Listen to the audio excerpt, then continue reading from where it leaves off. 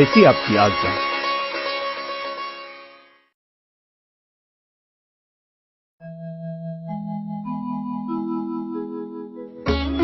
जैसे काली अंधेरी रात में चंद्रमा धीरे धीरे अपनी सामान्य चमक पाता है, वैसे ही तीर्थंकर महावीर धीरे धीरे महारानी त्रिशला की कोख में बढ़ रहे हैं। माता त्रिशला अपनी कोख में पल रहे बच्चे की बहुत अच्छी तरह से देखभाल कर रही है और उसकी रक्षा कर रही है।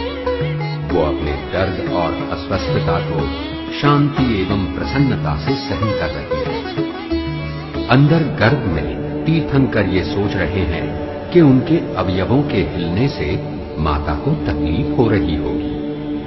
वे पृथ्वी पर केवल इसलिए जन्म ले रहे हैं ताकि किसी को कोई कष्ट न हो और वे सबकी भलाई करें।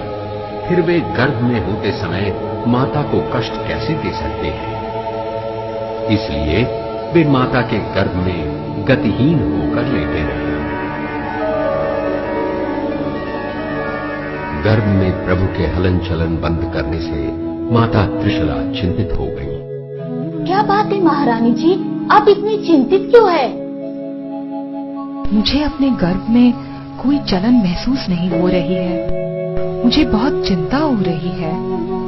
लगता है महाराज को ये बात बतानी चाहिए।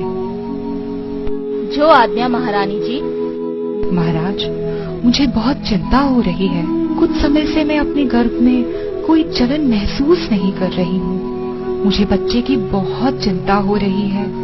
ऐसी अशुभ बात मत कहिए महारानी जी। कुछ दिन और इंतजार कीजिए। मुझे यकीन है चिंता करने लायक कोई बात नहीं होगी।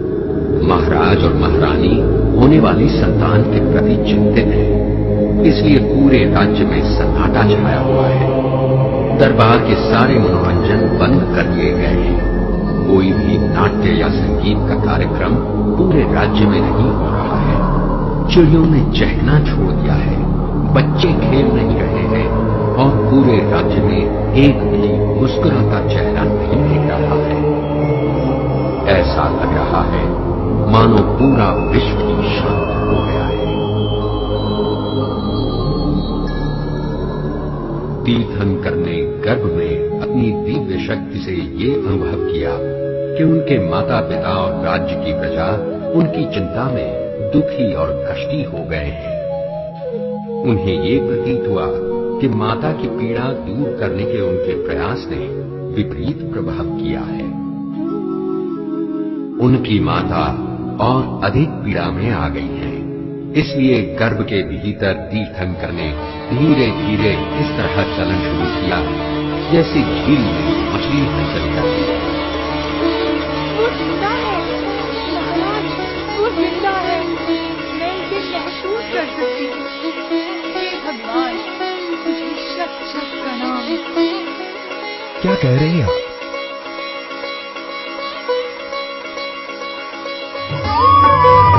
ये समाचार सारे राज्य में फैल गए और चारों तरफ उत्सव का वातावरण पुनः स्थापित हो गया।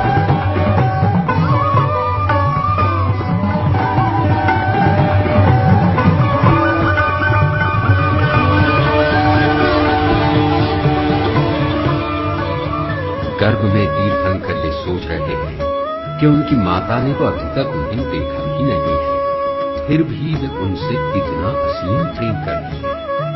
कल को जब वे इस पूरे संसार को त्याग देंगे तब उनके माता पिता की क्या हालत होगी। तीर्थंकर ने गर्भ में ही एक वचन लिया कि वे अपने माता पिता के जीवित रहने तक गृहस्थ जीवन का पालन करेंगे। माता पिता के देहांत के बाद ही वे इस जग को त्याग देंगे। इस प्रकार उन्होंने जन्म से पूर्व ही अपने माता पिता के प्रति निष्ठा दिखाई।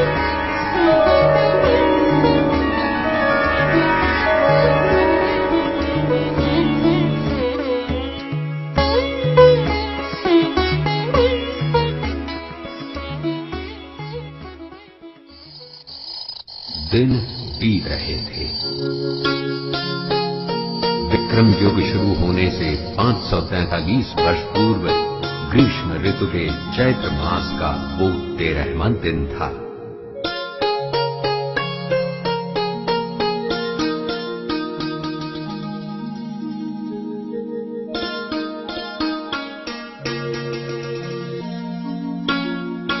मध्यरात्रि के समय जब तारामंडल में अस्तोतरा उभर रहा था, तब गर्भ ने 9 महीने 7 दिन पूरे किए थे।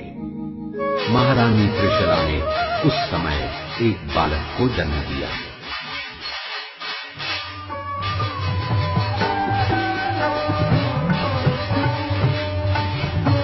प्रभु का जन्म होते ही देवलोक में इंद्र एवं अप्सराओं के सिंहासन कंपायमान हुए।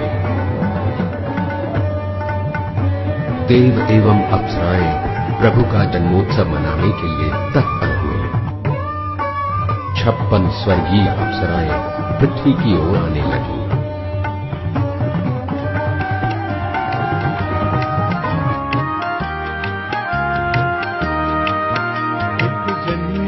राज दुलारो दुनिया नो तारण हारो, एक जन्यो राज दुलारो दुनिया नो तारण हारो।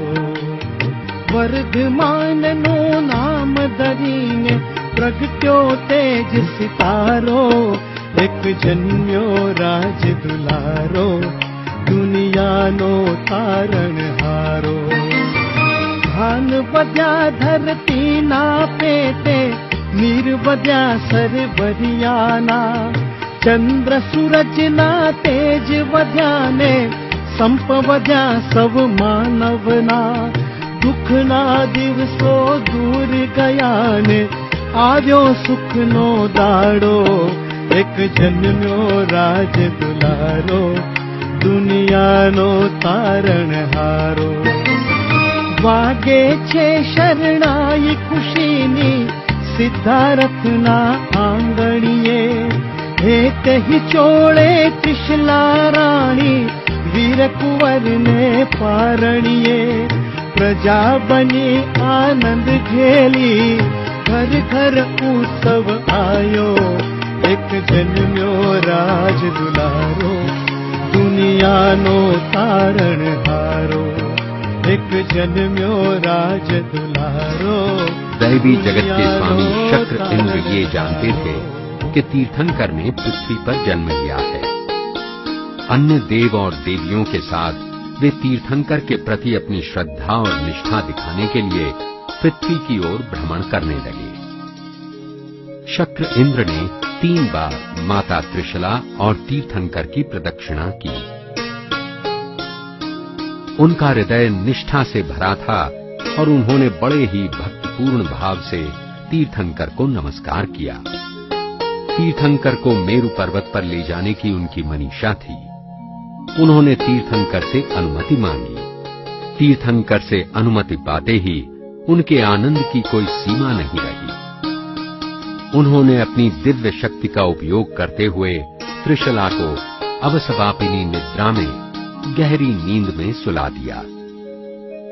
महावीर के प्रति निष्ठा की भावना से अभिभूत शक्र इंद्र ने अपनी दिव्य शक्ति द्वारा अपने शरीर से 5 विभिन्न शरीरों का निर्माण किया।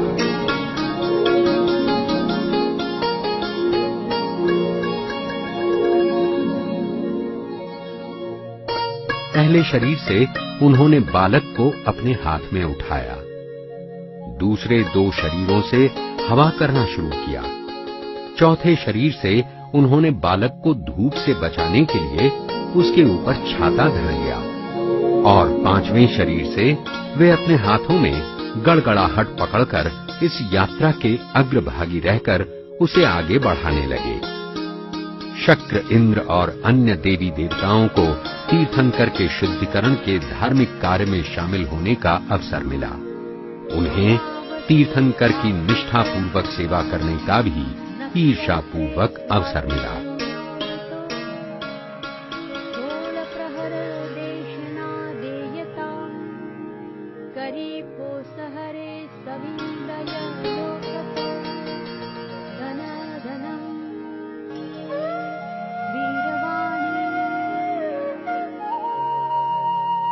इंद्र, जिन्होंने 5 शरीर धारण किए थे, तीर्थंकर को लेकर मेरु पर्वत पर आए। महाविदेहा क्षेत्र में मेरु पर्वत 4 मील की ऊंचाई पर स्थित था।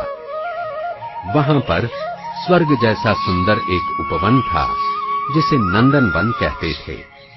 इस नंदन वन में प्रकृति की सुंदरता अनेक प्रकार के रंग बिरंगी और सुगंधित फूलों में दिखाई देती थी। शक्र इंद्र तीर्थंकर को पांडु का जंगल में लेकर गए। वहां पर दक्षिण की ओर स्थित एक बड़ी सी चट्टान पर वे पूरब की ओर मुख करके तीर्थंकर को गोद में लेकर बैठे। वहां पर सुवर्ण और चांदी के बर्तन भी थे जिनमें हीरे जड़े हुए थे। इन बर्तनों में तीर्थ क्षेत्रों का पवित्र जल भरा हुआ था और पवित्र नदियों एवं समंदर में मिलने वाली सुगंधित जड़ी बूटियां थीं।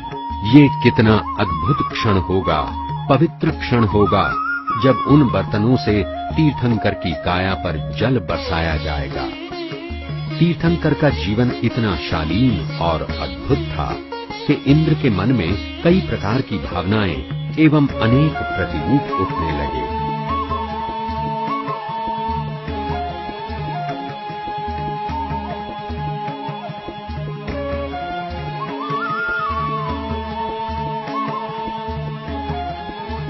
एक बालक होते हुए भी तीर्थंकर को ये तुरंत पता चल गया कि इंद्र के मन में कुछ विचार उठ रहे हैं। उन्होंने अपने दाहिने पांव की उंगली मेरु पर्वत पर दबाई, जिससे पर्वत में अचानक जोरों की आवाज हुई। पृथ्वी पूरी तरह से थरथराने लगी और पर्वत का शिखर मानो कांपने लगा। प्रभु के जन्मोत्सव के शुभ अवसर पर ये दुर्घटना घटने से इंद्र अत्यंत कोपायमान हो उठे। जाओ, अभी जाकर उसे ढूंढ निकालो जिसने इतनी महत्वपूर्ण घड़ी में इतने दुष्टता का प्रदर्शन किया है, जो हमारी खुशियों का अंत करना चाहता है। उसे तुरंत ढूंढ के लाओ। देवों के स्वामी इंद्र ने अपनी दिव्य शक्ति से ये जाना कि जिस बालक की स्नान विधि आरंभ होने वाली थी, वही बालक इस भूकंप का प्रणेता था। वे विचार करने लगे कि बालक ने ऐसा क्यों किया। उन्हें ये भी अनुभूति हुई कि वो बालक उनके मन में जागृत हुई भावनाएं जानता था और उसने अपने सामर्थ्य का प्रदर्शन केवल एक उंगली से दिखाया था। हे पूजनीय देव, मैंने आपके सामर्थ्य पर शक किया था। मैंने ये सोचा कि क्या आप एक बालक होकर भी इस पानी के भार को सहन कर पाएंगे, किंतु मैं गलत था। आप में तो इतना सामर्थ्य है कि केवल एक उंगली दबाकर आपने मेरु पर्वत पर भूकंप करवाया। हे पूजनीय देव, मेरी इस गलती के लिए मुझे क्षमा करें। भगवान इंद्र के आदेश पर सारे देव तीर्थंकर पर पवित्र जल बरसाने लगे।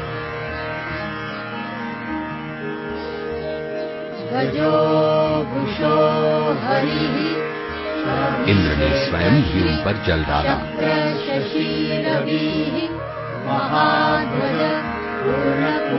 तीर्थंकर को स्नान कराने पर इंद्र ने उनके शरीर पर सुगंधित पदार्थों का लेप लगाया और उनके सामने नृत्य करते हुए उनकी दीपों से आरती उतारी। सारा वातावरण भक्ति से भरा था, जिसमें संगीत, नृत्य और गायन था। ये सब पूरी रात चलता रहा। अंत में इंद्र बालक को अपने हाथों में उठाकर वापस उसके घर ले जाने लगे। वे क्षत्रिय कुंड पहुंचे और उन्होंने धीरे से बालक को त्रिशला के पास लटाया और वे स्वर्ग की ओर रवाना हो गए। महाराज सिद्धार्थ ने इस शुभ अवसर को इतने उत्साह से मनाया कि गरीब लोग अपनी गरीबी भूलकर और कर्जदार अपने कर्ज को भूलकर भक्ति एवं भावना युक्त गीत गाने लगे और पूजा में लीन हो गए। इस परिवार के सारे सदस्य एवं रिश्तेदार, मुझे आप सबको ये बताना है कि इस बालक की आत्मा ने जब से रानी त्रिशला के गर्भ में प्रवेश किया है, तब से हमारी खुशियों में और धन की मात्रा में वृद्धि हो रही है। पिछले कई दिनों से मेरे मन और हृदय में भी केवल अच्छे और पवित्र विचार ही आते रहे हैं। इसलिए क्यों ना हम इसे वर्धमान कहें।